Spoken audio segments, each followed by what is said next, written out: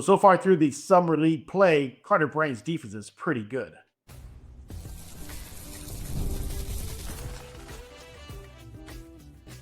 You are Locked On Spurs, your daily San Antonio Spurs podcast, part of the Locked On Podcast Network. Your team every day. Happy Monday. Welcome back to Locked On Spurs, the Locked On NBA Network. I'm your host, Jeff Garcia, Spurs writer for Ken's 5 San Antonio. Glad to have you all back. Hope you had a great weekend. And welcome back to Locked On Spurs, your first and only spot for all things San Antonio Spurs. Make sure to subscribe on YouTube, iTunes, Spotify, Ken's 5 Plus app. You know what to do. Subscribe ASAP. Leave a comment on Locked On Spurs YouTube page.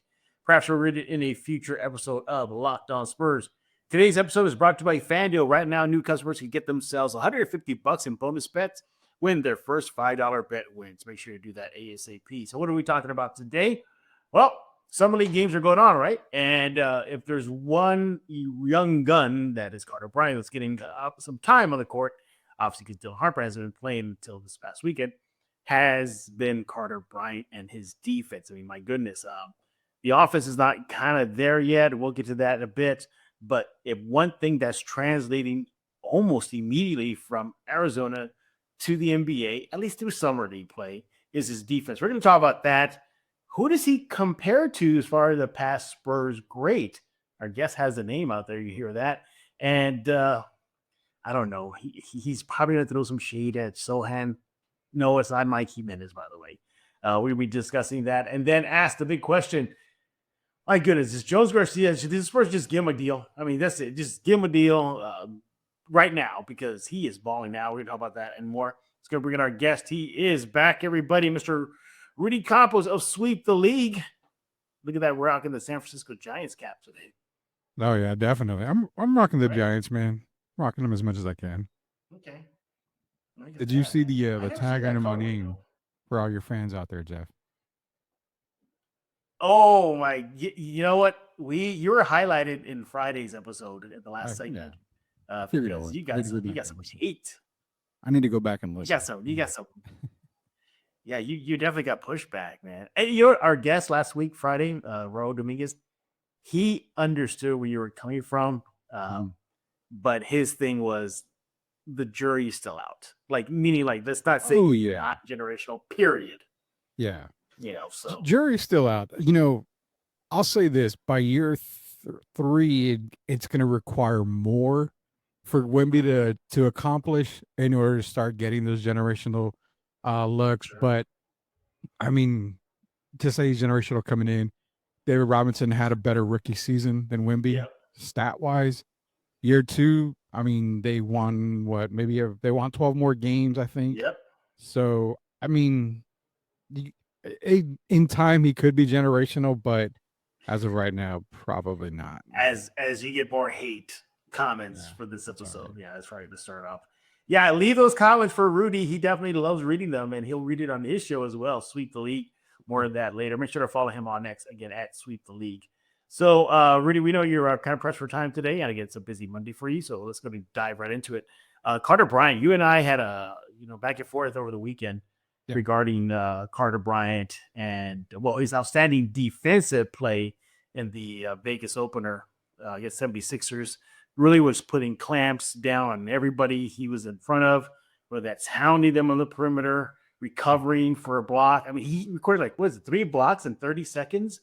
I mean, his defense was on point that day. And we saw the California Classic is that as well. He had that one moment where I guess it was the Lakers, like he locked somebody down in the corner. Yeah. That has been the most impressive thing for me right now.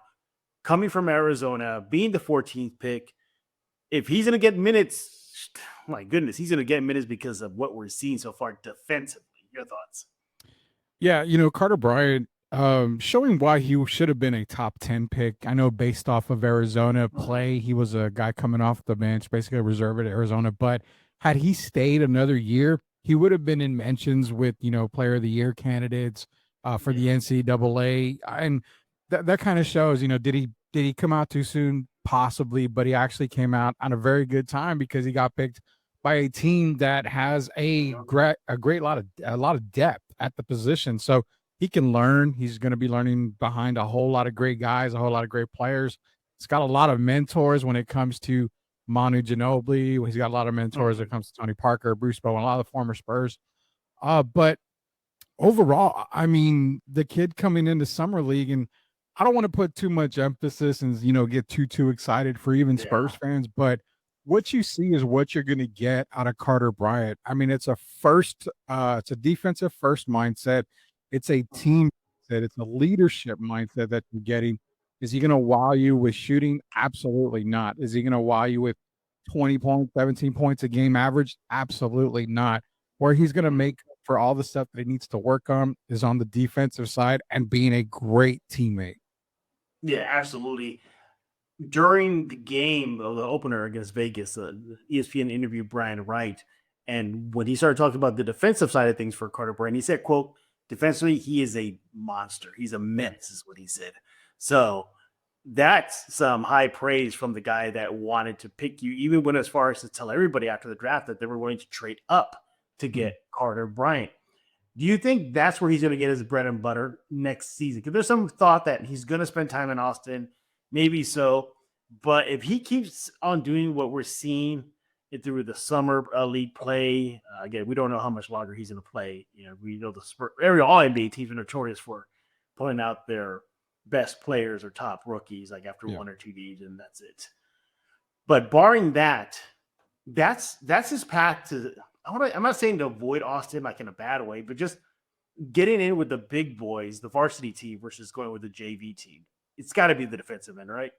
Yeah, that's going to be his bread and butter as a defensive on the defensive side of the ball. It's going to get him the most minutes when it comes to playing on the active varsity roster for the Spurs. Do I see him in Austin? I kind of think what I kind of mentioned was that we're probably going to see him in Austin during those off times for San Antonio where Austin may have a game. They'll probably send him to Austin for that game, then call him right back up. Something that we have seen with a couple of rookies in the past or a couple of young players. So I kind of maybe foresee that happening. And the opening day roster, I'm going to say right now, it's probably a yes that he probably will make that opening day roster. Losing Malachi, losing Blake, obviously gave you 2 more spots that are going to be opened up right around that 3 guard, 2 guard, even the point guard position somewhere where Carter Bryant does fit. So that's why I really think you may see him on the opening day roster. But again, the type of player that's going to kind of go back and forth from Austin to San Antonio. Austin mainly to work on his offensive side of the ball. But, what we're going to see is the defensive intensity. It's going to be old Spurs basketball for him. It's the type of basketball that, we grew up and a lot of people grew up with. Pop basically instilled the defensive mindset on his teams. And Carter Bryant brings a lot of greater defensive intensity, as you can tell from the Summer League.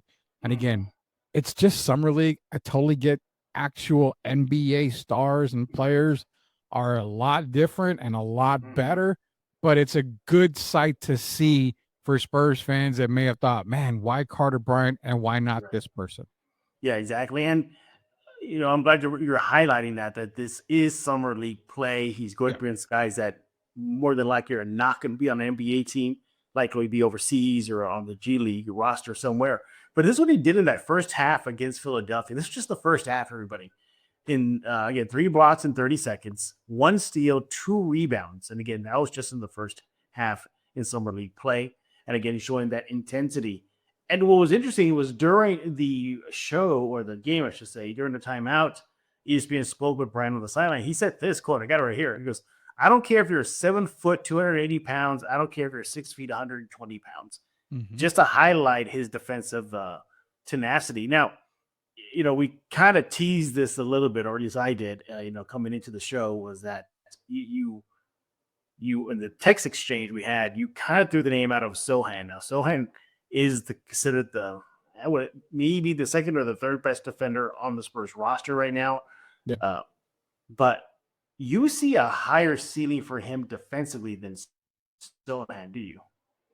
Yeah, so, again, before everybody starts, calling me out for bashing on Sohan, it's not a bash, it's just obvious observation. And Carter Bryant coming into the league is what I feel scouts, coaches, and, even fan bases figured Jeremy Sohan would be coming into the league. But both guys, Jeremy wasn't a starter at Baylor.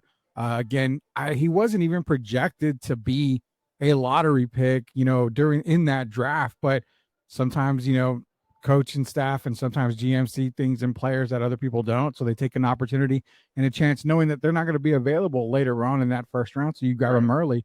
Carter Bryant brings a lot more quickness on the defensive side of things. He brings a lot more intensity. He's exactly what fans were hoping Jeremy would. Now, again, the knock's not on Jeremy Sohan. He can still be that player. You have seen him improve, throughout his campaign with the Spurs.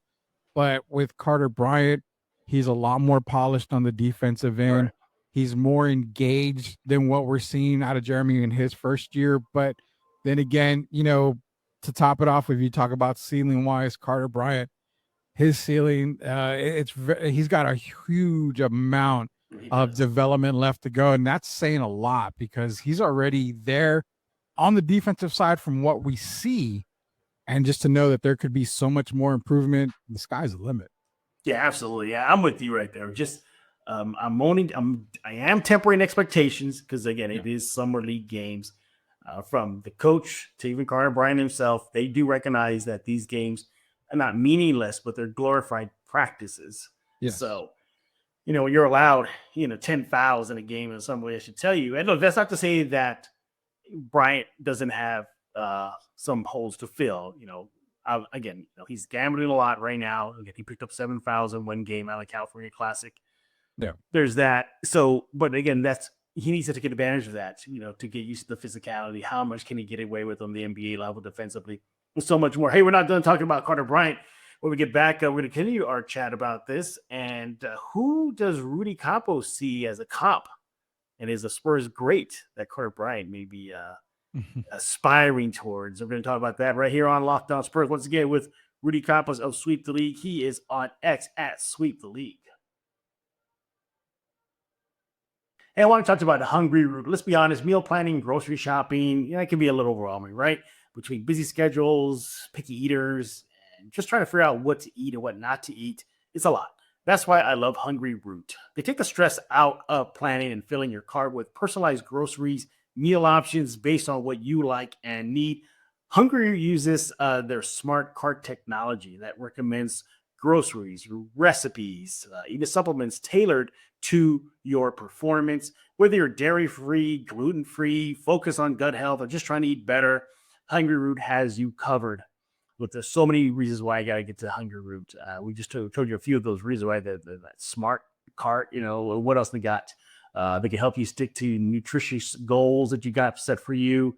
You don't have to give up flavor. You definitely give up inconvenience for convenience. There's just so many reasons why you should go to Hungry Root right now. And by the way, you'll find snacks that you actually want and taste good as well.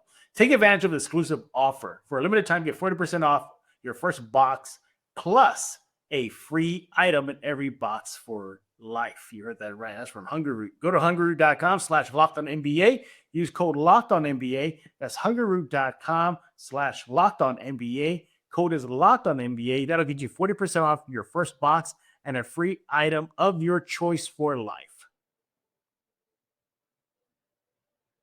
We're back right here on Locked On Spurs, joined by Rudy Campos of Sweep the League, kicking us off here on a Monday on Locked On Spurs. As always, we appreciate Rudy taking time out of his schedule for us. Now, we're talking about Carter Bryant and that great defense he's been displaying on the court.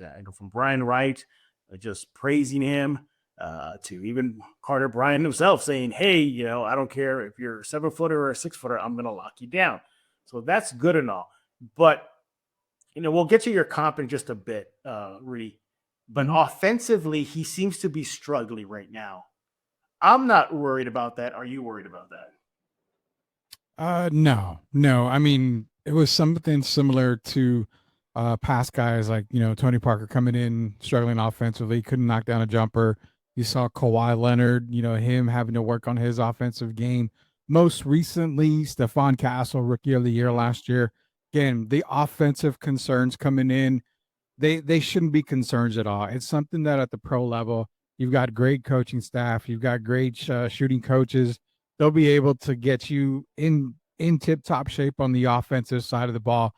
Shooting concerns, not a problem. He is known as a 3-and-D guy, so we know he can shoot the three.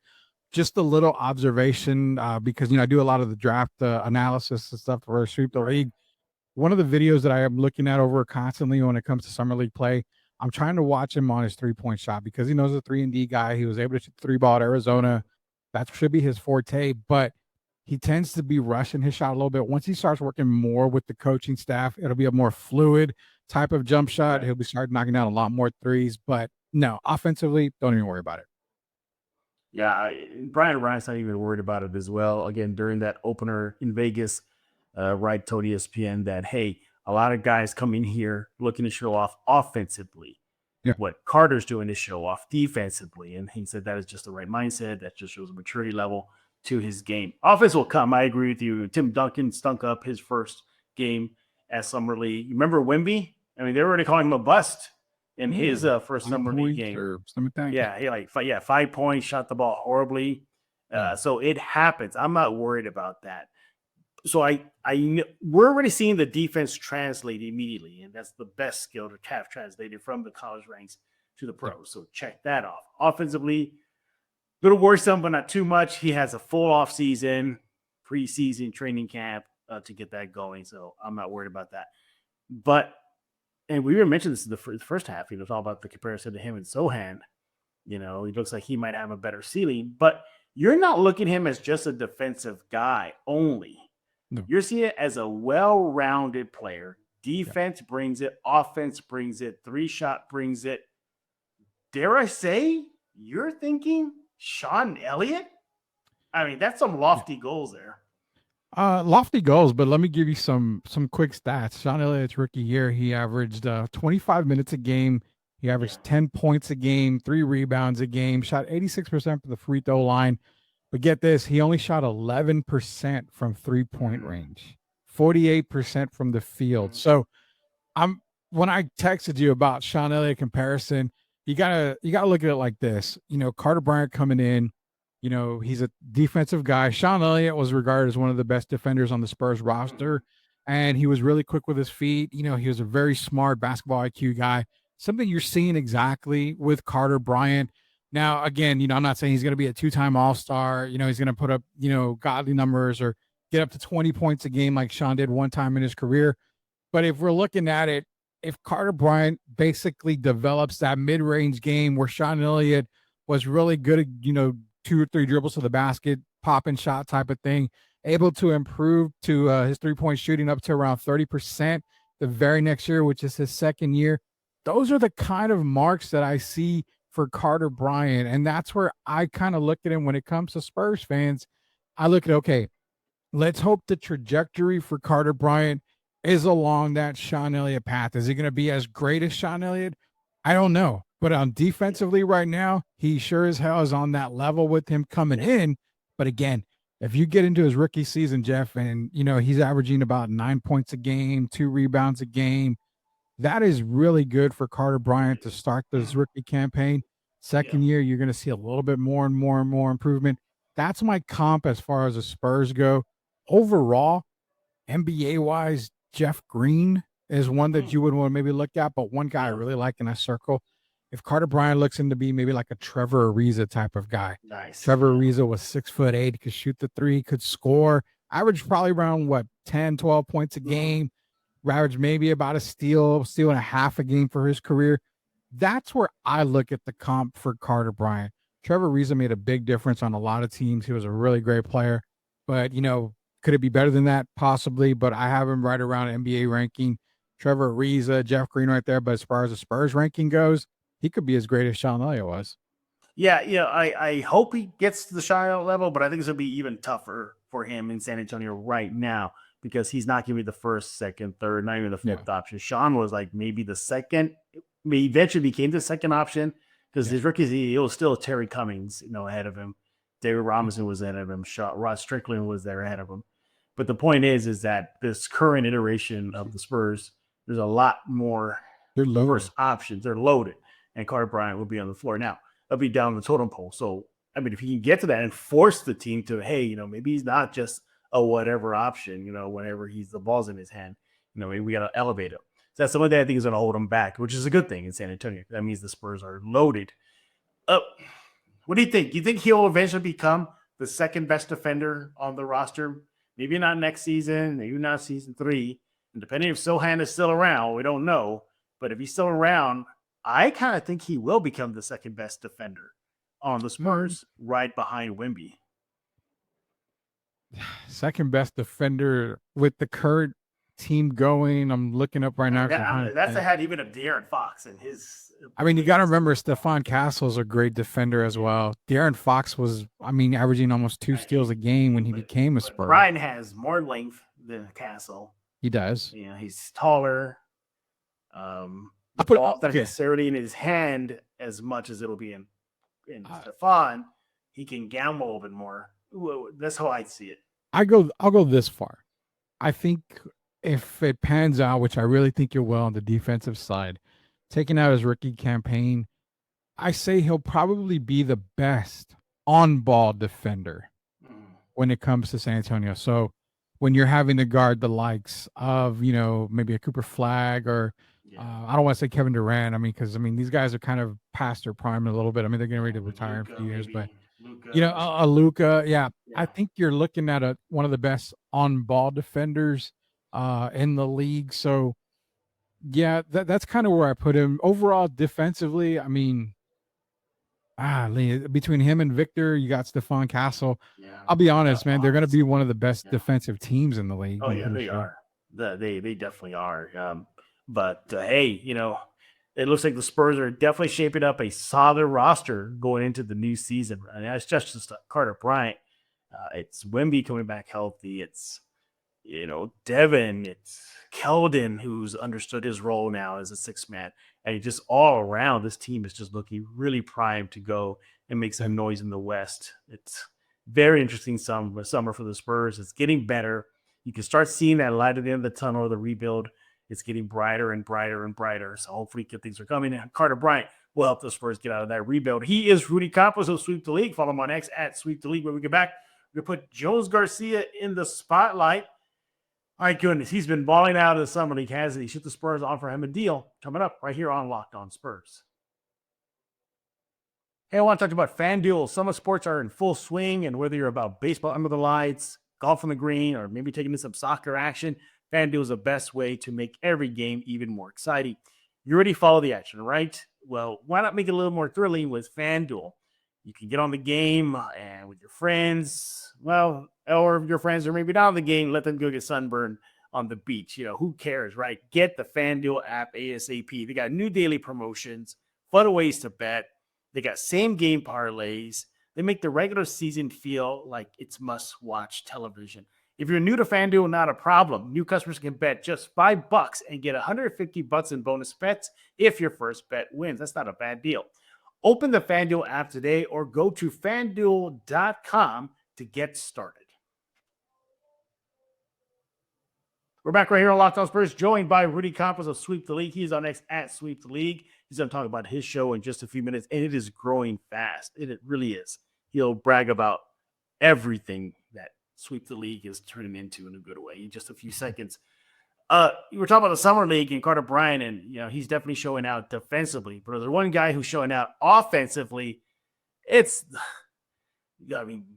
Jones Garcia. You go on social media, and Spurs fans are saying, Brian Wright, you better sign him.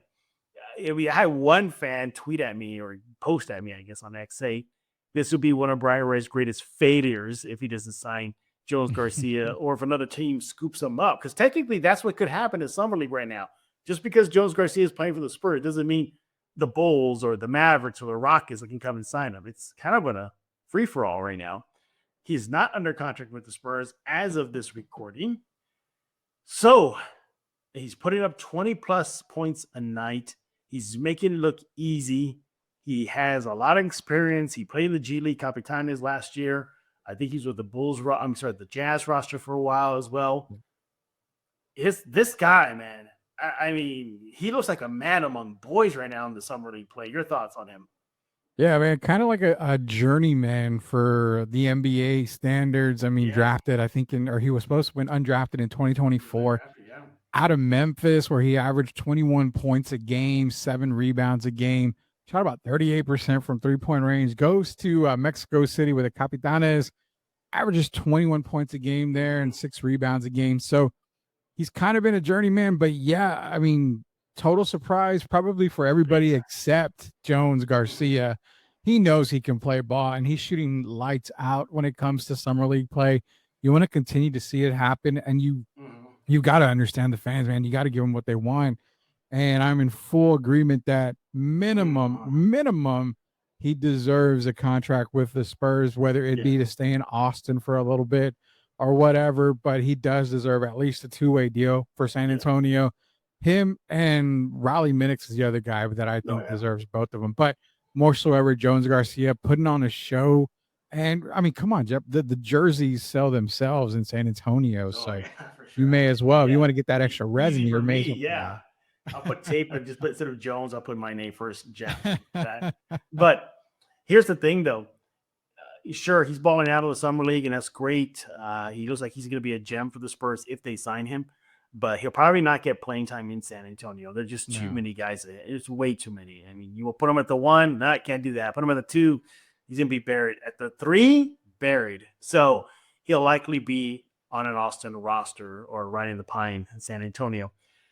I think the Spurs should get him. They should give him an offer right now. Two-way deal is perfect. Like, you're going to have load management days.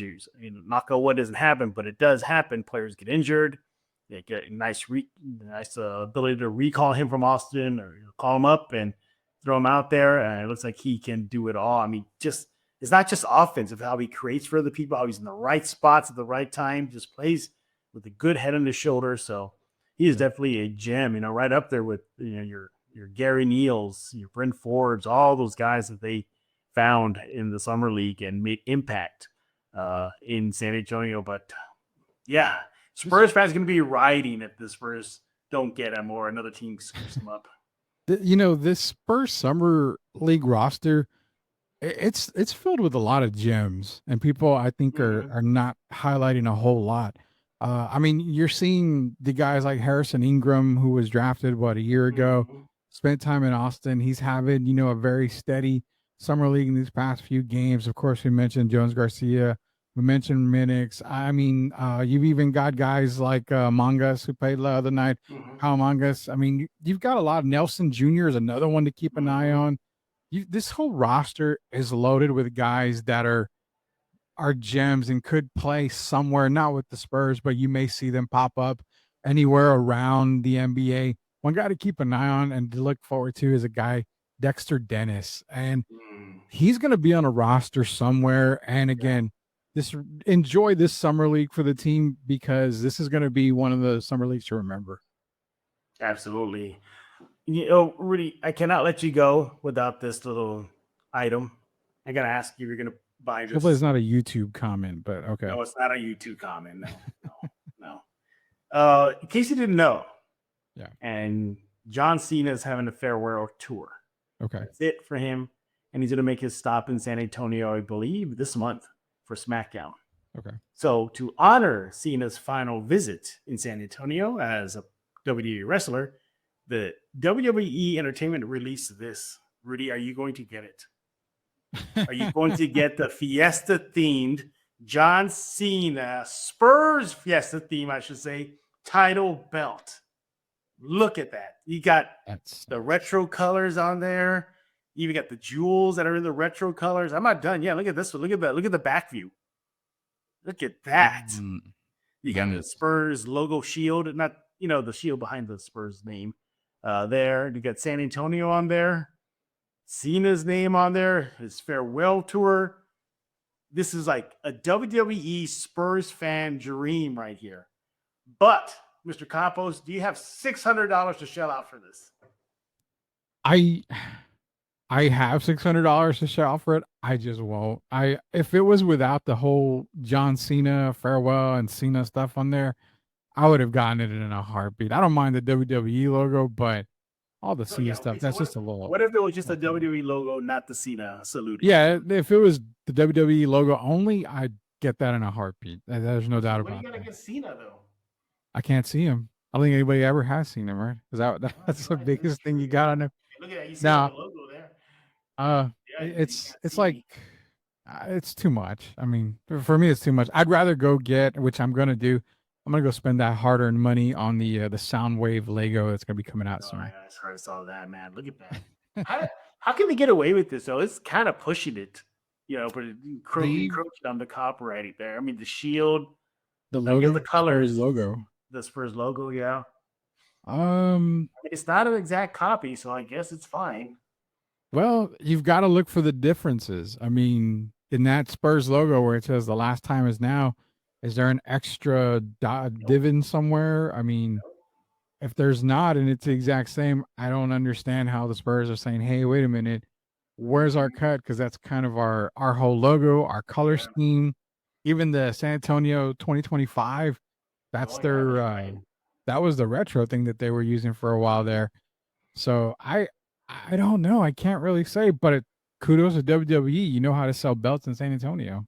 No, yeah, for sure. Yeah, I'm okay with the Cena on there. It's just $600 for that, and something I would never wear, or Yeah. just nobody would ever see, unless I hang it back here, some sort of background locked on. But I'm gonna spend $600 for that. That's for sure. But they do have a backup plan. If $600 is out of your price range, they have a T-shirt, and Mm. now that one, the same thing. It's a black T-shirt with the retro color. Is pretty much what you saw in the middle here. Him saluting like that. Think of that Yeah. on a T-shirt, but on the back, the "You can't see me" phrase. Now that they're pushing it, they said instead of a YOU, they put the letter U with a spur coming out of it. I'm not kidding. That's okay. I mean, Yeah. that's a little bit more on the trademark side there. Yeah. Copyrights and that two things.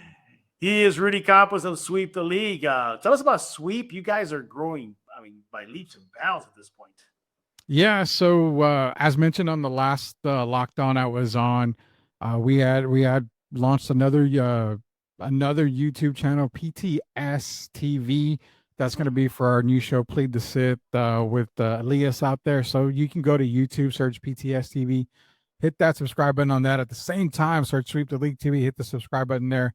Tons of great shows. We've got a couple more shows being added as well. So the only way for you to keep up with everything is to subscribe to both channels. And yeah, I know it's going to get even crazier before it gets even calmer. So you don't want to miss out. Definitely don't.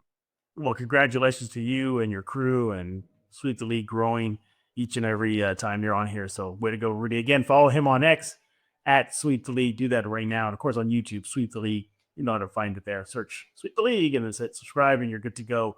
Rudy, we thank you for taking time out of your schedule today to join us here on Locked On Spurs as always. Everybody else, we thank y'all for making Locked On Spurs your first listen every single day. Free to available wherever you get podcasts. You know where to go. Ken's 5 Plus app, YouTube, iTunes, Spotify. Leave a comment on Locked On Spurs YouTube page. We'll read a future episode, like the past episodes where we highlighted Rudy getting slammed by Wemby fans. So leave a comment and we'll read them on a future episode of Locked On Spurs. And we'll be back tomorrow talking all things silver and black as the Spurs offseason continues. So for Rudy Campos, I am Jeff Garcia. We're going to put a lock on this episode of Locked On Spurs.